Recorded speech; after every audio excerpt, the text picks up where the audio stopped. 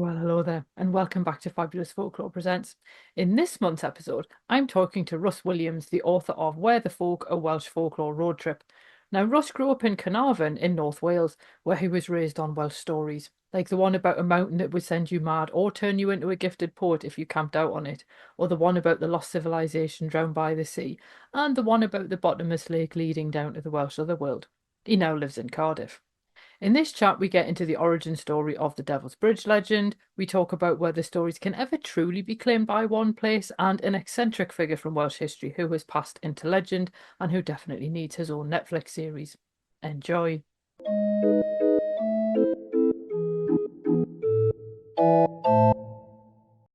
Hello and welcome to Fabulous Folklore. How are you doing? Evening, Icy. Thanks for having me.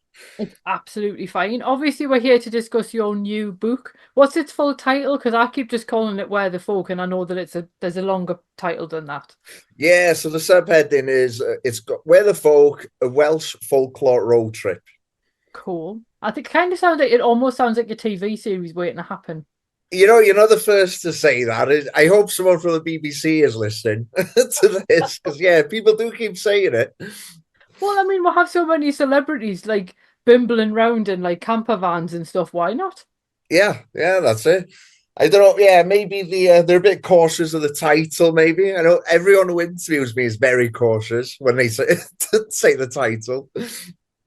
Oh, I'll say that is quite funny. But obviously, I know obviously you explain how you came to write the book actually in the book, but obviously for those who haven't read it yet, what prompted you to write it and sort of how did you get started with it? So the practical side of it was lockdown and I couldn't go very far. So like most people, for the first time in my life, I kind of had to think outside the box.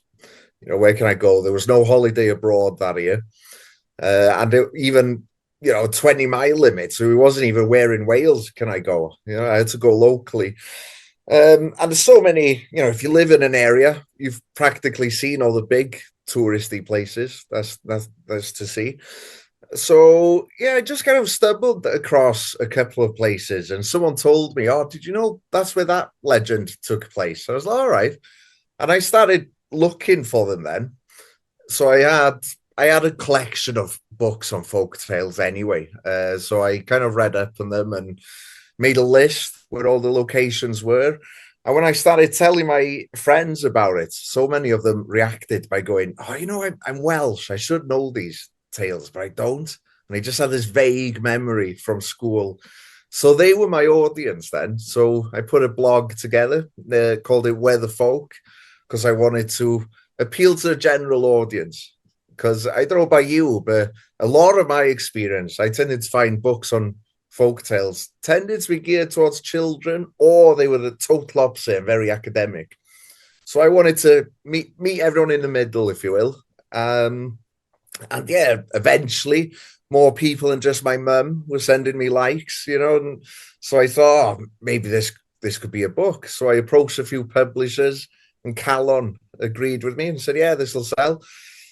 So they tasked me then with going around all of Wales because they were obviously you can't just concentrate to one region. So I was given a quest, if you will. Off you go. And as soon as lockdown was over, yeah, off I went. Cool. So you've mentioned there that you had books of folk tales. Did you have a long interest in folktale before you started working on it, or was it kind of one of those things where I've found this with people where they're interested in folklore without necessarily knowing it's a thing? Mm. Yeah, well, I don't know what it's like in England, but here in Wales, well, I say here in Wales, so I'm from Eryri, I should say now, so Snowdonia. So I grew up in the heartland of Welsh Wales, if you will, and in the primary schools there, we were taught about all these legends from the Mabinogion and local tales as well.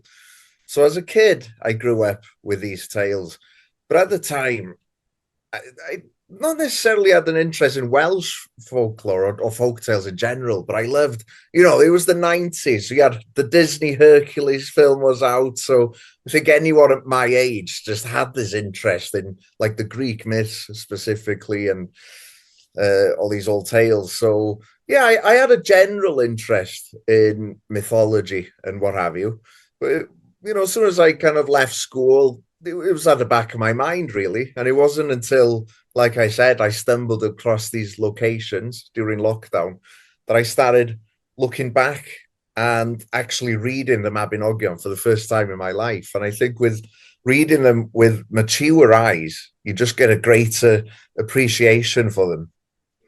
Yeah, very much so. I don't remember we never did legends at school, I don't think. We did maybe some local legends because actually we've got like dragons and stuff in ours as well, but I think that might have been about it.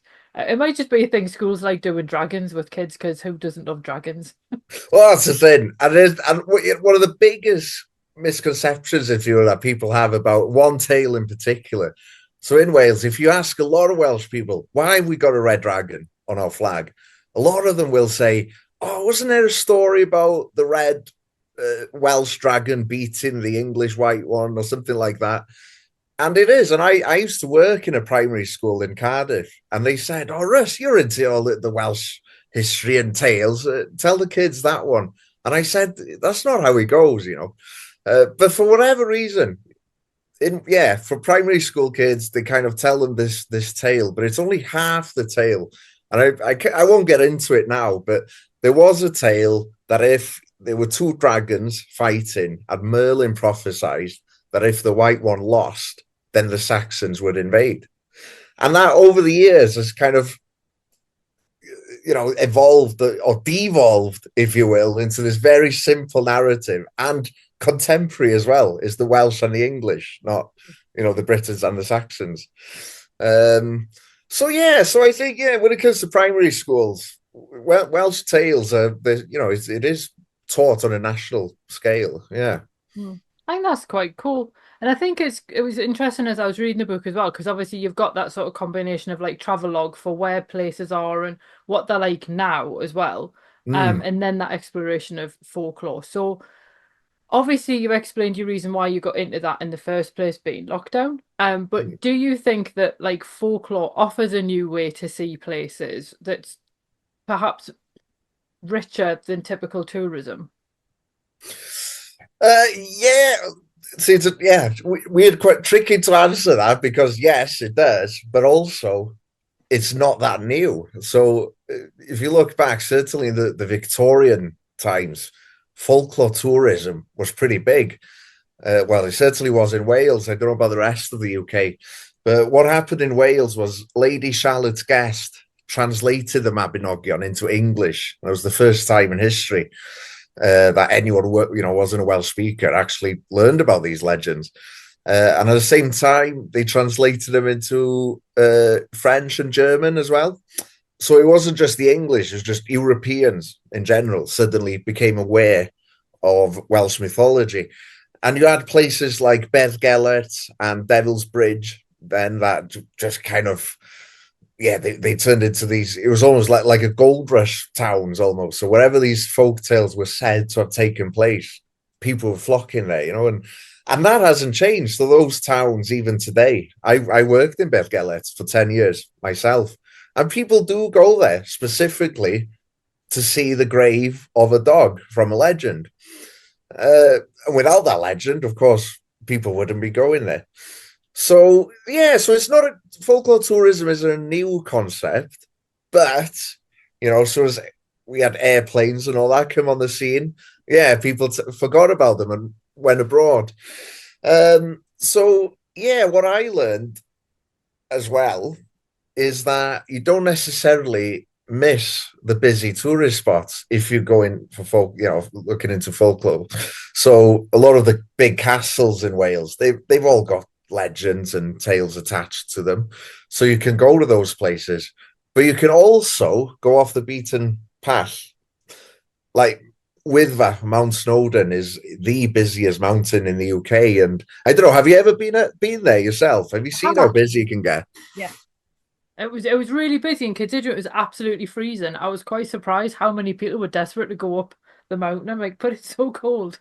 Yeah, it's insane. And going back, because we're talking about the lockdown back then, it was insane. It was all over the news, and it was cheap. So many people are getting tickets on their cars, but it was cheaper to pay for the ticket than parking in the cities where they were coming from. So yeah, so anyway, so you could avoid all that by going to literally the next mountain along, where this other legend took place. You've got pretty much the same views as you get from Mount Snowdon itself, but you've got the whole mountain to yourself. So yeah, so it's a bit of a mix. So it's not a new concept. I guess it's more of a concept that's getting a comeback slightly since lockdown, I would say. Yeah. Um, and yeah, like you said, you got both. You could go off the beaten path or stick to the tourist hotspots and still do folklore tourism.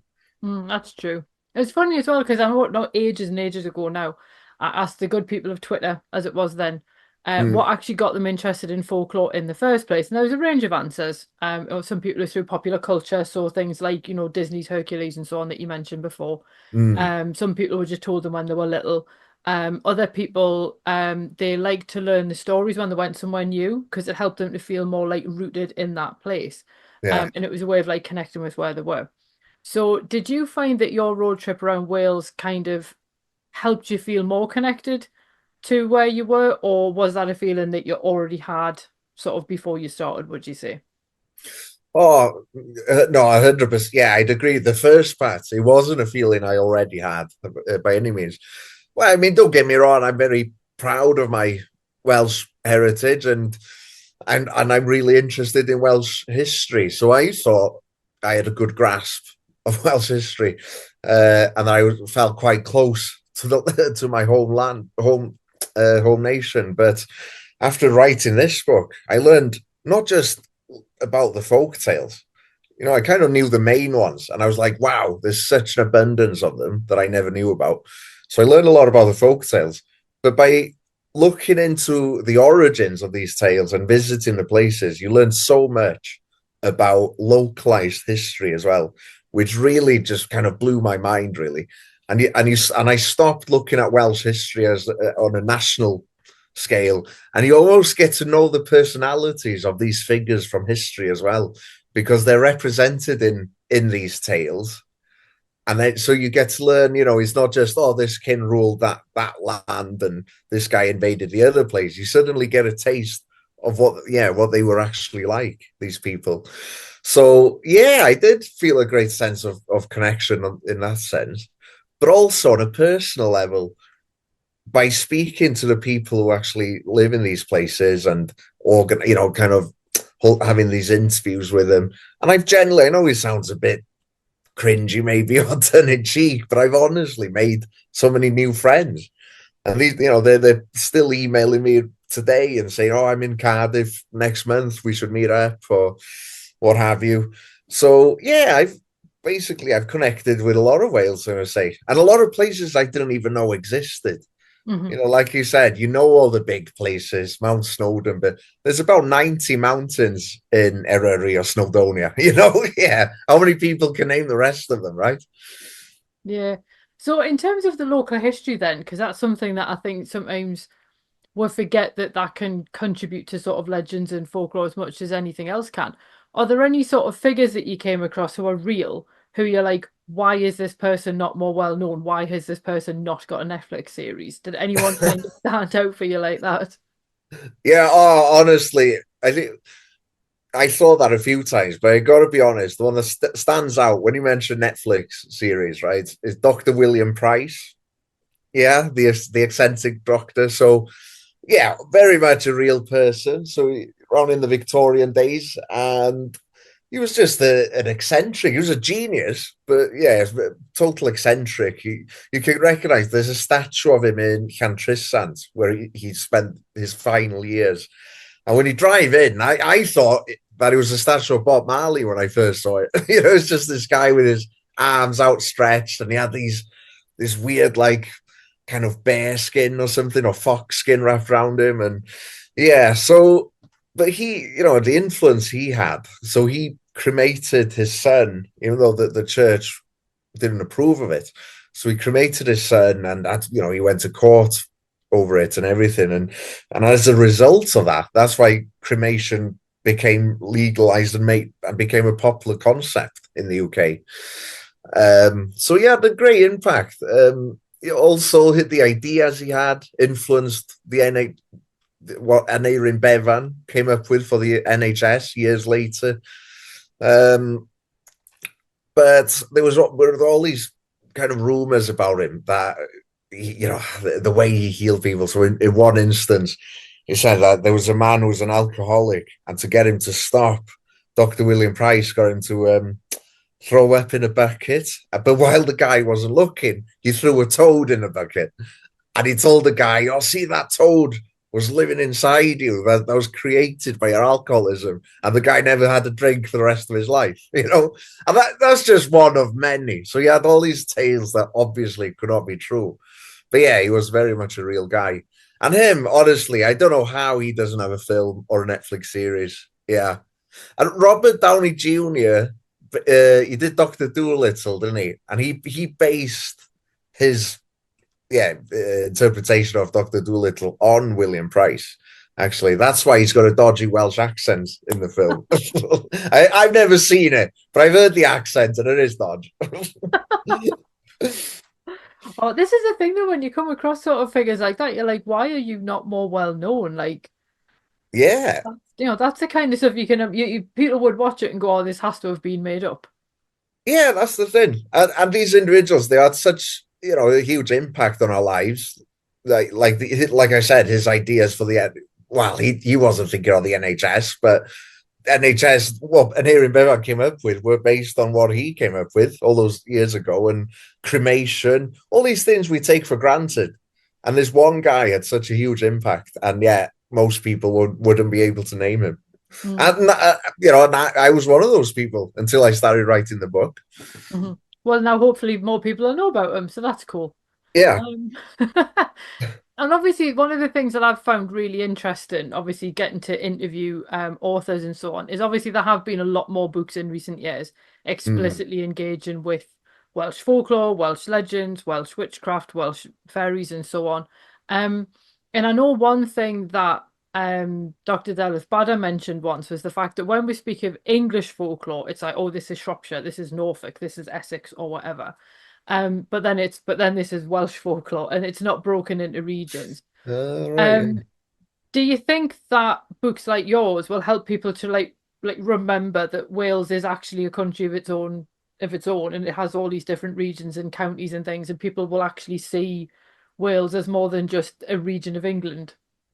Yeah, well, when I started writing it, that was very much, half of my intention. So ultimately, like I said, the original audience were those Welsh people who just had that vague recollection, and that was the original aim.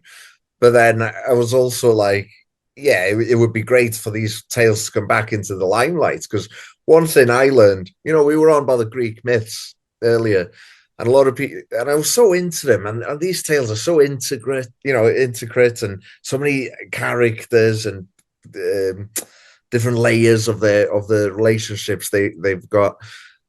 But the Mabinogion are equally as complicated and dramatic. And I was thinking, why do more people talk about the Greek myths and not their own myths? So then it kind of evolved then from, right, I'm going to remind the Welsh people, and it kind of turned into, I'm going to tell the world now, about us. We deserve to be in the limelight. But as I was writing the book, one thing I kind of learned was that they don't need saving in that sense. So you ask about, will my book kind of achieve that goal? But there's so much going on in Wales. I don't know if in the 90s there was this Cool Cymru movement with Welsh music, right? You had the Manics and Stereophonics, Catatonia, all them, and people were suddenly aware of Wales again and Welsh musicians. And the similar thing is happening with Welsh folklore, I would say. So, like you said, there's so many books coming out. And when I proposed this book to Calon, I thought, I found a gap in the market here. And I was getting worried as time went on. And I saw all these books coming out. And I was like, wow, I'm just going to disappear into the crowd now, And then after I finished writing the book, I heard news that there's a Mabinogion video game coming out. Yeah, and it's one of the developers of Assassin's Creed. Oh, He's cool. working on it, yeah. And it's going to be the first game to be entirely in Welsh ever, you know. So again, so these folk tales, they found a new platform yet again now. They're not just books, you know, they're into getting into video games now and all sorts. So yeah, so to answer your question, I'm not going to achieve that, no. But I think collectively, I think the Welsh are already doing it. Hmm.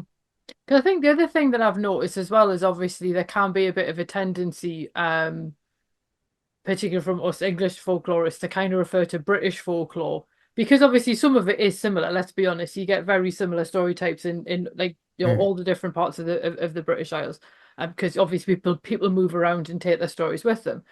But I think it we should start separating them out into Welsh, that's English, that's Scottish, or even that's Northern, that's Southern English, and so on, to sort mm. of take into account that there's differences between people as well. So would you say that, this renaissance, we'll say, of Welsh folklore, because obviously it's not the first time it's been popular, would Mm. help to remind people that actually the United Kingdom is called United because there's individual bits. Yeah, that is an interesting question, and I'm sure a lot of people would disagree with me here. But uh, one thing I kind of learned, or developed within myself while I was writing the book, was: should we be claiming these tales? Should we be putting a flag, a Welsh flag on them and saying this is ours, that's yours? King Arthur was Welsh, he wasn't English, and all this. And then the Cornish would be saying, "No, actually, he's Cornish. He's not Welsh." Um, and one thing I learned, so we're gonna, I know you're gonna ask me later in a bit about misconceptions, but I'm gonna skip ahead and I'll mention one. So one common misconception about Welsh tales, about a lot of them, is that they're Welsh. It sounds bizarre. For so many of these tales, yes, you hear similar tales 20, 30 miles down the road, but you hear them in other countries as well. And you think so many of the Welsh tales that we were taught at primary school and we kind of held dear to our hearts as traditional, solid Welsh tales. But if you look into their origins, one example of Beth Gellert I mentioned, so about the a loyal dog who protects the family from a wolf, but he's blamed for the attack. And yeah, he ends up being martyred. And so that tale, the earliest version, written version, was in India, and it was about a mongoose protecting the family from the cobra. So again, it's interesting. We do like putting stamps on things, don't we, and claiming things. But I'm sure most people, even when you say English tales, they came from somewhere else in Europe, somewhere down the line, and I think that's the magic of these tales, to be honest, that they don't, in my opinion, I don't think they say so much about a culture or a nation as a whole. They're very personal to us, and that's why they're so universal. I don't think they represent the inner battles in all of our individual lives. And just because you can, you know, say that a character fighting the dragon is wearing a Welsh shield, carrying a Welsh shield, or an English one, it's all the same story, and it means the same to everyone. So yeah, so personally, I'm not. I don't think the big problem is to claim them, to be honest with you. But other people, like Sarah Woodbury, that I interviewed in the book, she feels very passionate about reclaiming the Arthurian legend, certainly, and she travels America doing presentations on it about how the Saxons claimed King Arthur for themselves and what have you. Um, so yeah, I don't know. I mean, how do you feel about it then? After my little rant, then what do you think? On one hand, I'd agree with you in the fact that I think a lot of these stories talk about like universal, like this is what it means to be human things. Hmm. But I think because it can be a both and answer, we can also then look at, but how do they then appear in these different areas with those differences? Because that Hmm. then says something about that local area. So I think you can probably have a bit of both. Yes. I mean, Yeah. one of our beloved stories from Northumberland is the Laidly Worm of Spindlestone Heugh from Bamburgh Castle. And there's Hmm. a few people have actually said, it looks a lot like a Welsh ballad that was around a bit earlier. So Ah, we've probably nicked one of your stories, but then it's very, very specific in terms of bits of the geography in it yeah. to the area around Bamburgh Castle. So Mm, it manages to do two things at the same time. So I think there's probably it is about what it means to be human, but then it's kind of almost like the remix that each area does of like what have people added or taken away, or which bits are new um for that particular specific area rather than necessarily the people, but what does it say about that landscape maybe. That's what the way yeah. I would be inclined to look at it Yeah, 100%. And anyway. even if you're looking at it from the viewpoint of not trying to claim these tales, for your kind of nation, even if you admit, yeah, this legend from this area is a bit different to the others, and it is because it was influenced from another culture, like in down in Pembrokeshire. There was stories down there about elves and unicorns and stuff you wouldn't find anywhere else in Wales. And even the name, like one of the giants was called like Scomar or with a K. And so it was very clearly they were Norse myths. And I think it's good to appreciate that and to recognize that. And it's, again, going back to what I was learning about local history. These tales came from a Finnish community that was down there. Now, growing up, I know a fair deal about Welsh culture, but I never ever thought of the Finnish communities and the influence they had on us. So yeah, I think it is good to. There's certainly a lot of benefit into trying to find the origins. Yeah. Yeah. And I think this leads on to my next question quite nicely because one of my favorite stories was the one about the tale of the Devil's Bridge. And Mm. I'm an absolute sucker for tales of the devil causing havoc. Now, obviously, often these stories will be like he's dropped some stones and then they're falling out of his apron or something, and then that's created like some standing stones, or he's thrown something in a fit of paddy and then that's landed somewhere, and so on and so forth. Or he seems to love just going around building bridges, which I just find absolutely hilarious. Yeah. Like, is that has he got nothing else to do? Because I mean that whole story type also appears in Venice to explain the Rialto Bridge. So Mm. it's quite a popular one. But how does that version of that story appear in Wales? And obviously, as you've actually been, what does the bridge actually look like compared to what I might be imagining in my head? Yeah. Well, I gotta be honest. It's worth a look. It's quite a interesting looking bridge. So you've basically got three bridges built on top of each other. So you've got the original bridge that was built by monks of Strata, Florida, uh, and Devil's Bridge, the town was. I hope I'm not getting this wrong now, but I think it was called Llanmynach. And Mynach is the Welsh word for monk. And Llan is church of. So anywhere with Llan is church of, right? So it's like Church of the Monks. So that was the original name of Devil's Bridge. And you had that bridge there. And then another bridge was built on top of it years later. And then you've got the modern bridge on top of that. So when you take a step back and you kind of walk down the gorge a bit and you look back at it, it does look spectacular. Like a really tall, multi-layered, all these three different architectural types. It is, yeah. It is a nice looking bridge. But we're going back to talking about Victorian folklore tourism. Yes, so this is a perfect example. So what you had there was, and I got to be honest, I forgot the name of the hotel, but the big hotel in Devil's Bridge, the hotel owner, I think he'd been skiing in Switzerland or something like that, and he heard one of these stories about the devil building a bridge. When he came back, he changed the architecture of the hotel a bit to see like the Swiss kind of vibe as well. And he basically had this idea of turning the village into this great kind of escape up in the mountains for rich Victorians. And he thought, how am I going to draw them in? So this story that he'd heard on his travels, he brought back with him. And they changed the name of the village, called it Devil's Bridge. And if you listen, if you listen or read to the Welsh version of this tale, it literally reads like a Victorian tourist brochure, right? So it starts off by saying that the devil was in Wales because of the scenery, and then he comes across this woman wanted to cross to the other side, of course. So he says, "Right, I'll build you a bridge." And when she sees it, it's the most wonderful bridge she's ever seen. A true marvel you've got to see, you know. And then, of course, she tricks the devil by throwing a treat across so that a dog runs across. So the devil claims the dog's soul instead of hers. And the story ends by saying that the devil was in such a sulk that he never returned to the area again.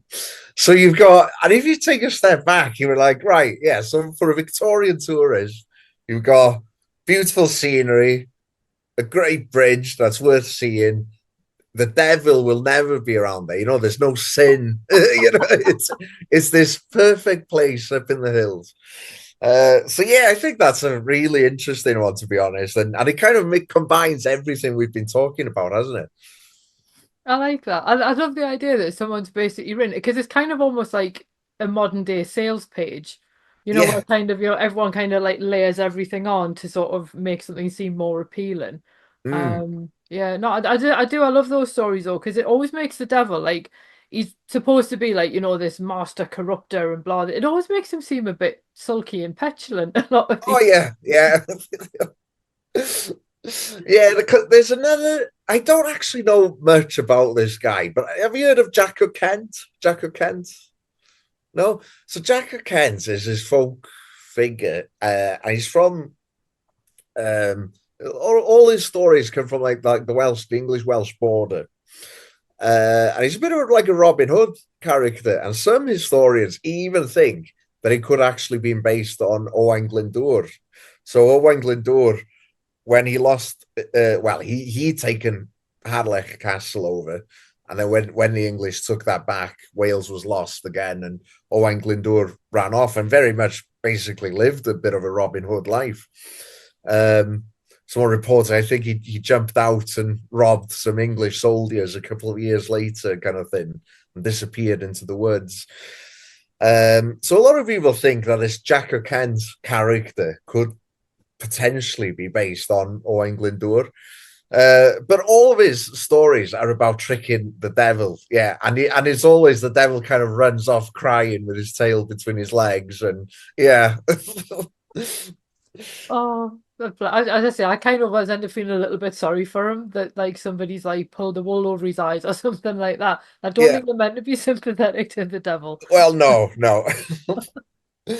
So this is probably a horrible question. But what is your favorite story that you cover in the book? Have you got one, or does it change with every interview that you do? No, I mean, I think what immediately comes to mind would be the story of Beth Gelert that I mentioned with the martyred hound. But that's only because it's personal, I guess. You know, I worked there for 10 years, so it's very close to my heart, that one. And it's also a perfect folktale in my eyes because it's short and sweet and there's a moral to it. So you can kind of tell it to a kid in 2-3 minutes, keep them entertained, and they'll remember it forever and learn something from it. A lot of the times that's what folktales were made for, right? But I gotta be honest, reading the Mabinogion again, like I said, and realizing how complex they are.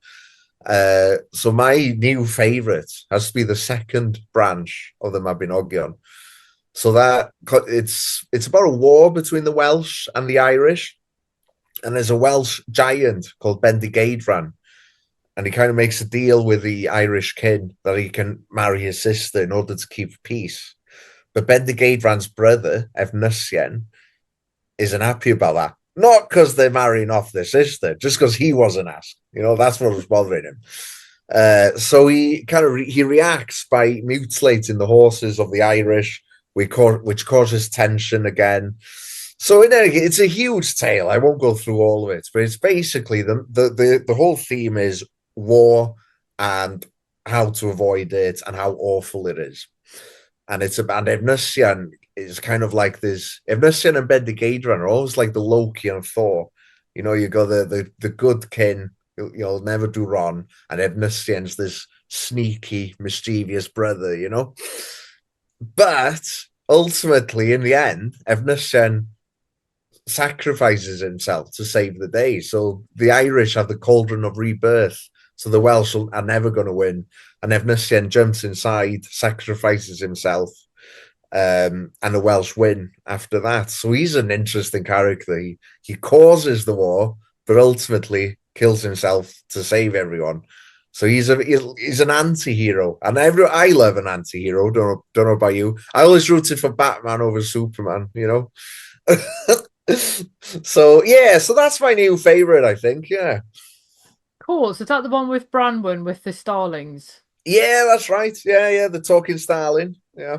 I always loved that bit because I kind of thought like birds can sometimes come off badly in folk tales, I think. Mm. And just the idea that, because obviously I can't remember if starlings are mimics or if that's just blackbirds, but it's just the idea that obviously like being patient enough to work with them to then be able to send a message. It's like who needs to just like write one and stick it on their leg when you can actually teach them to relay the message yourself? I just think it's really cool. Well, you see, it's so interesting you say that, right? Because she does both. Sure. Yeah. So she was like, there's no way that he wasn't getting that message. So yeah, and I grew up and that was my kind of vague recollection. I was like, yeah, didn't Branwen teach a bird to talk? But then when I read the Mabinogion again, she does teach it to talk, but she also ties a tiny note to its wing. So yeah, she does both. I like So that. yeah. I like that. Just if that kind, when you build redundancy into something that one of them's gonna work. I quite Yeah, like yeah. Oh, obviously we mentioned earlier misconceptions about Welsh folklore, and you mentioned the idea, can we even say that they're Welsh?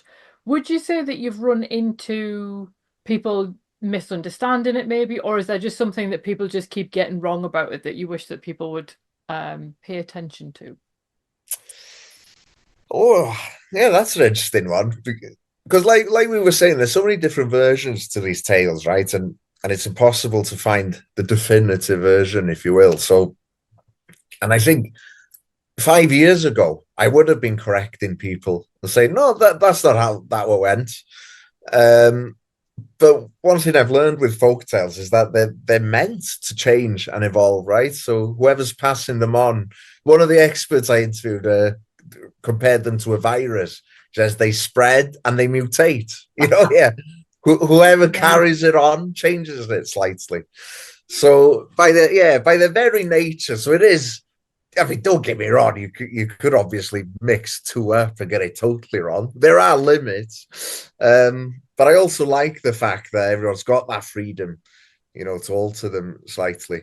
Um, but one thing that stuck out for me was I think, and that most people would feel about them, they probably think they're for kids. And by reading them again with mature eyes and actually reading it again, the original version, the uncensored version that they didn't tell us in school, you realize, yeah, they're not children's stories. They're equally entertaining and meaningful for adults. And if anything, if you're an adult, at least you can interpret them even more, right? And gain even more from them. So yeah, I think that's a huge thing. I think thinking that folk tales are for kids, and there's no happy ever after in any of these tales. They're definitely not for kids. A lot of the Mabinogion would make a great Game of Thrones series. I think there's so many, and the heroes, just like in the Greek myths, they do some atrocious things to other human beings. Some of them. So yeah, so that's what I would say. They're not for kids, and I would hopefully with this book, yes, some people realize that. Yeah. Yeah. Cool. Yeah, I must admit, from what I know of the Mabinogi, you do kind of go, ooh, I'm not sure that might be a bit R-rated for little ones. Yeah, and I felt that a bit, when I was writing it. There's because there's rape in the Mabinogion. There's inbreeding. There's not just the murders, but like I said, the mutilations, and you get good descriptions of these mutilations. And I was a bit when I was writing the book because I don't swear in the book, and I don't touch on heavy topics so much. And I did kind of feel like, oh wow, this kind of comes out of nowhere. And I was thinking, God, do I need to, do a little warning on this book, if you will, but yeah, but no, I decided. I said, well, why should I? I'm not going to censor them now because the whole point is telling people there's different versions of what you're familiar with. Yeah. Mm. Cool. So obviously that's the book that's out now. I think it came out in September, didn't it? Yes. Yeah. Um, what are you working on now, and where can people find you online? Uh, I'm one of the, I'm one of those authors. Everyone's asking me what's coming up next, and I better get on it. I think so. No, I think at the moment I have been enjoying, riding the wave, if you will. It's my debut book, and I was on Radio Wales yesterday, and it's Nice. definitely, yeah, live on national radio. So all these new experiences, and so I'm soaking in the glory bit at the moment. However, Calon, the publishers, they did say that they would be interested in future books for me, but they said not on folk tales, but they said if you could do Welsh road trips, but on other topics, basically. So, and I never thought I would be a non-fiction writer. I've been writing fiction all my life, and somehow I'm one of those, yeah, that the publishers have picked me up and say you could be our non-fiction guy. So yeah, basically, I'm brainstorming new other road trips at the moment, which I'm gonna send over to Calon in January, and then take it from there. Then see which one they're interested in, and where can you find me online? If I'm trying to hit all the socials, like not TikTok because I didn't really think what I could do on that. But yeah, Facebook, Instagram, all them. If you type in Russ Williams, Welsh author, I'm sure you'll find me. And I also got my website, of course, russwilliams.org. Cool. Obviously, I'll put links in the show notes because it's just helpful for people to click on things Yeah. and so on. But no, it's been lovely talking to you, and I hope that people do go out and check your book out, and also kind of hope that people follow it as like an actual travel guide. I think that would be really cool. And I'm expecting to see a lot of TripAdvisor reviews. This book told me to come here. Well, that's the thing.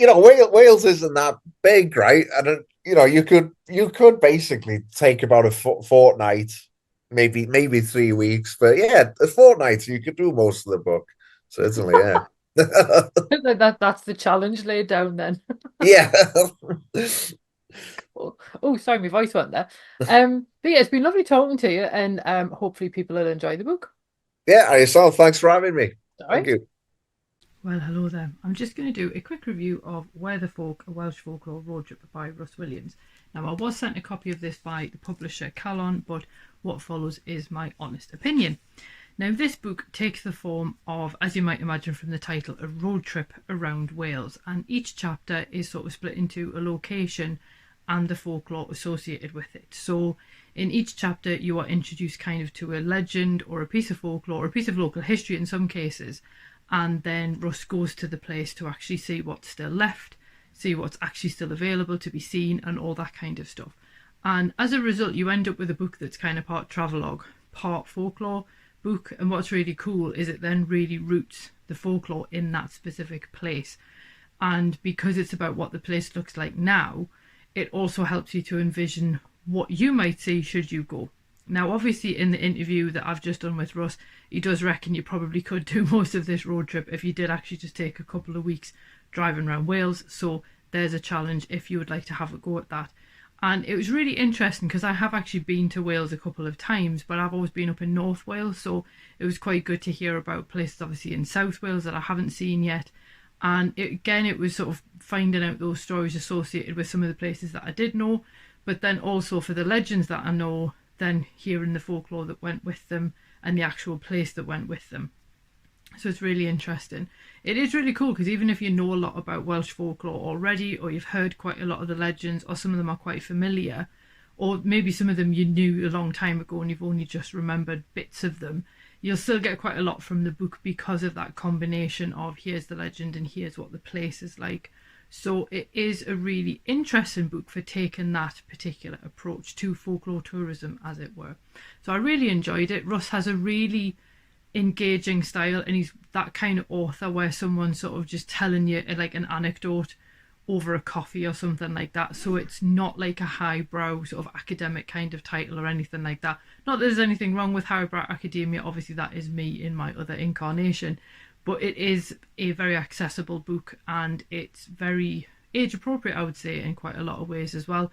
And I think it's the kind of thing where you, even if you live in Wales, you will still learn something that you didn't know about somewhere that might just be 10 miles down the road. So I really enjoyed it and I really recommend it. Well, thanks for listening, and I hoped you enjoyed that episode. If you did, feel free to leave a review wherever you listen to podcasts, because that helps other people find the show too. It also takes between 4 and 6 hours to research, write, record and edit these episodes, so if you want to help support my time in doing that, then you can buy me a coffee. Or you can join the Fabulous Folklore family on Patreon and enjoy extra benefits, including exclusive episodes and articles and even illustrated talks. All the links you need are below, and thanks in advance.